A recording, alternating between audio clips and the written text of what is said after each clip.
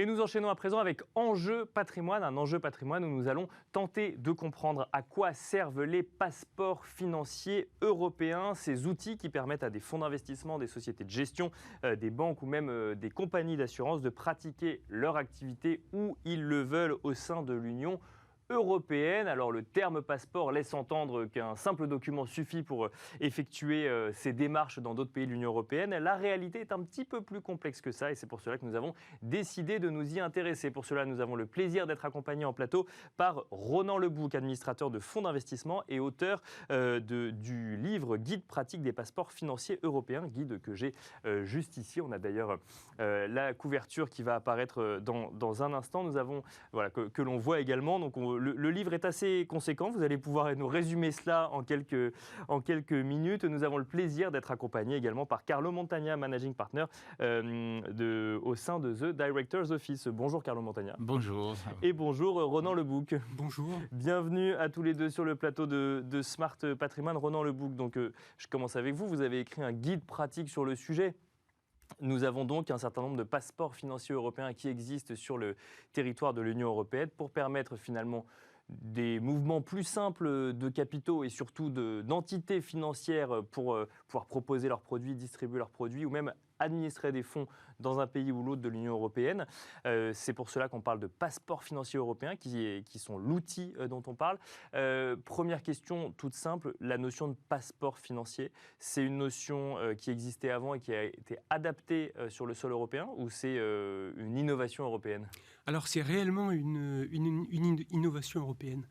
Le premier passeport pour les fonds d'investissement a été créé en 1985. D'accord. Donc l'Union européenne sur le sol européen, dans les États membres. Donc l'Union européenne travaille depuis à peu près 35 ans sur quelque chose qui est absolument nouveau. D'accord. Et dont le monde financier s'est inspiré. Tellement ça a bien marché. Oui. Et alors, quelle est la promesse d'un passeport financier européen ? Parce qu'un passeport, tout le monde connaît, on en a tous un. On a un passeport qui est dédié à notre identité. Et ensuite, quand on veut aller dans un autre pays, on fait une demande de visa, par exemple. On imagine, du coup, quand on utilise le terme passeport, qu'il y a un mécanisme similaire. C'est pas forcément aussi simple. Mais alors, comment ça fonctionne si je suis une entité financière française et que je veux aller proposer des produits en Allemagne ou aux Pays-Bas, par exemple ? Alors, l'idée de passeport repose sur une reconnaissance mutuelle. D'accord. Donc, au départ, quand on crée un fonds d'investissement, il y a des documents obligatoires, notamment un prospectus de vente. Et ce document doit être approuvé par le régulateur où le fonds est domicilié. D'accord. Donc en France, l'AMF pour le coup. Absolument. Et dès lors que le fonds possède cette autorisation, il peut être proposé à la vente dans tous les États membres. D'accord. À partir du moment où il a l'autorisation d'un régulateur sur un territoire de l'Union européenne, il peut être proposé dans l'intégralité des pays de l'Union européenne. Absolument. Mais ça requiert une procédure spécifique. Une fois que vous avez été agréé dans votre État membre, vous vous adressez après, par le biais de votre régulateur, vous adressez à tous les régulateurs où vous voulez sur les marchés dans lesquels vous voulez que le fonds soit proposé à la vente. D'accord, donc ça veut dire qu'on a la possibilité d'y aller, et ça veut dire que si jamais demain une société, un fonds d'investissement français veut aller en Allemagne, le régulateur allemand ne peut pas dire « vous ne pouvez pas venir sur mon territoire ». Il est obligé, du fait de ces accords, d'accepter que l'activité économique du fonds français vienne sur le sol allemand. Alors absolument. Alors il y a une grande variété de passeports financiers. D'accord. Puisque le droit européen maintenant existe. Il y a de nombreuses directives et de nombreux règlements. Alors, effectivement, l'État membre d'accueil doit vraiment justifier pourquoi il ne souhaite pas voir un produit ou un service financier proposé sur son territoire. Et ça arrive souvent, ça, ou c'est vraiment pour des sujets très controversés ? C'est assez rare, étant donné que la procédure, par exemple, la plus connue, celle qui concerne les fonds OPCVM, donc les fonds grand public, l'État membre n'a quasiment pas de possibilité de refuser l'accès à un fonds étranger. Maintenant, pendant la période de maintenance, une fois que le fonds est autorisé à être commercialisés dans l'État membre. Là, effectivement, l'autorité de l'État membre d'accueil a même une obligation de surveillance. Et là, à ce moment-là, si elle note des problèmes, des reportings qui sont mal faits ou des fautes, là, elle peut effectivement tout de suite rapporter à l'État membre du domicile du fonds. Et là, on entre dans un processus d'échange d'informations, de demande de justification, éventuellement d'une plainte. Alors, le sujet réglementaire au sein des différents pays, alors là même que la possibilité d'accéder à tous les pays de l'Union européenne est simplifiée, est un vrai sujet. Juste avant, vous avez mentionné le passeport financier OPCVM. Ça veut dire qu'en fait, il n'y a pas un passeport financier unique à partir du moment où il y a une institution financière.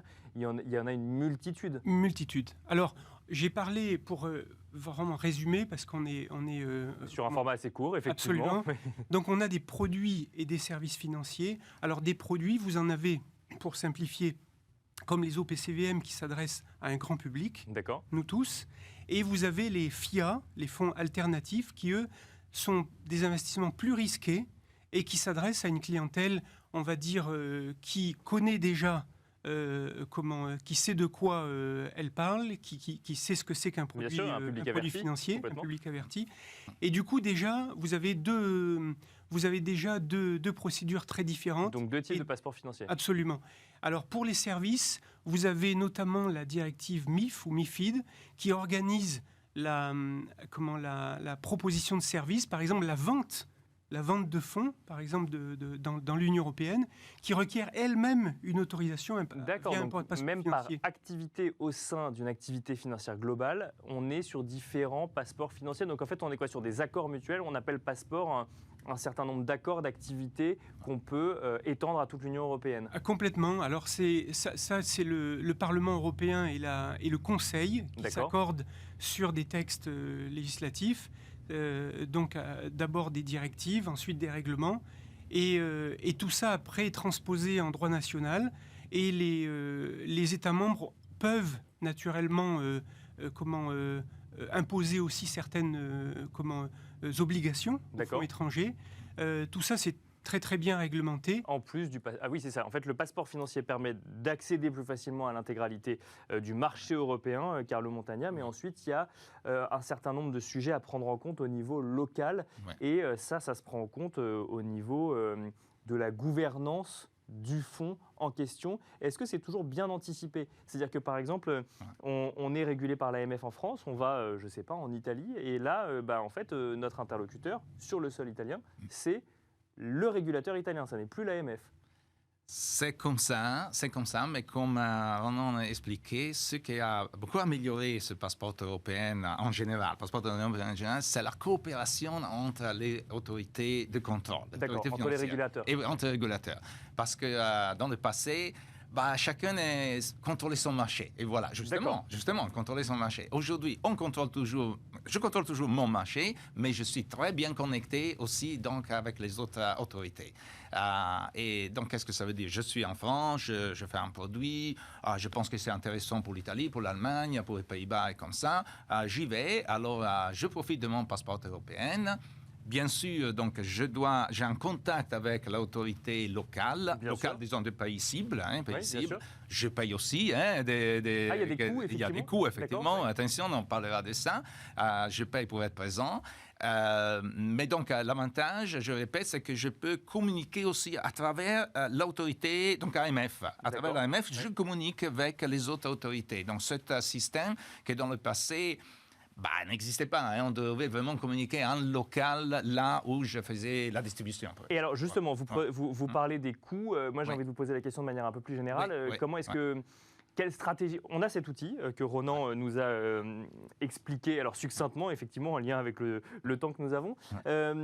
Comment est-ce qu'on utilise cet outil quand on veut avoir une stratégie européenne quand on est un fonds d'investissement, par exemple? Voilà, donc d'abord, comme on le disait, ça a permis de réduire les coûts. Donc, c'était plus cher à l'époque, donc avant d'avoir ce passeport. Aujourd'hui, c'est moins cher. Et donc, il facilite, si vous voulez, la distribution de plusieurs produits dans plusieurs marchés. C'est un avantage pour l'investisseur. J'ai un meilleur choix. Ça a toujours été un peu l'idée de l'Union européenne, donner un choix meilleur. Hein, on l'a vu aussi dans des autres types de produits. Bien sûr. OK. Néanmoins, au niveau nôtre de la gouvernance, quand typiquement le gestionnaire il arrive avec une idée brillante, ce produit demain on va en Allemagne. Voilà, en Allemagne, on doit quand même se dire attends un moment, est-ce que tu es sûr que vraiment ça va marcher? Donc que tu vends une quantité suffisante nécessaire pour bien couvrir les coûts, faire un peu de profit. Et voilà, surtout le profit pour l'investisseur. Parce que ça coûte cher du coup de s'internationaliser, même si c'est dans le pays d'à côté et au sein de l'Union européenne, ça coûte cher pour le fonds? Ça coûte. Comme je disais, beaucoup moins cher qu'avant, mais ça coûte quand même de l'argent. Il y a des coûts administratifs. D'accord.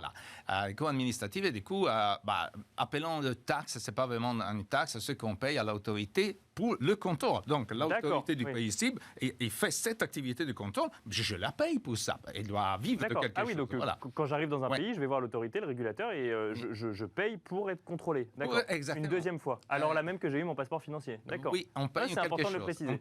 Oui, c'est important de le préciser. Oui, il faut vraiment savoir que c'est pas gratuit. Donc, il y a toujours quelque chose. Donc, nous, au niveau de la gouvernance, on a les yeux grands ouverts parce que surtout les indépendants sont bien élus par les investisseurs. Et donc, on est là pour protéger l'investisseur. D'accord.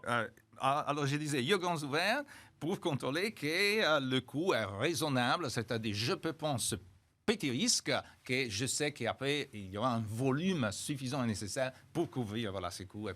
Donc, on n'y va pas, en fait, en testant, en se disant, comme j'ai la possibilité d'y aller facilement, je teste ce marché, puis si ça ne marche pas, finalement, je n'y vais pas. Non, c'est une décision mûrement réfléchie. Absolument. Une analyse, une étude de marché fondamentale. D'accord. Il y a eu ces cas, comme vous le mentionnez, quand le passeport est devenu disponible. Tout le monde a voulu tester. Voilà, tout le monde a voulu tester. Allez, c'est parti.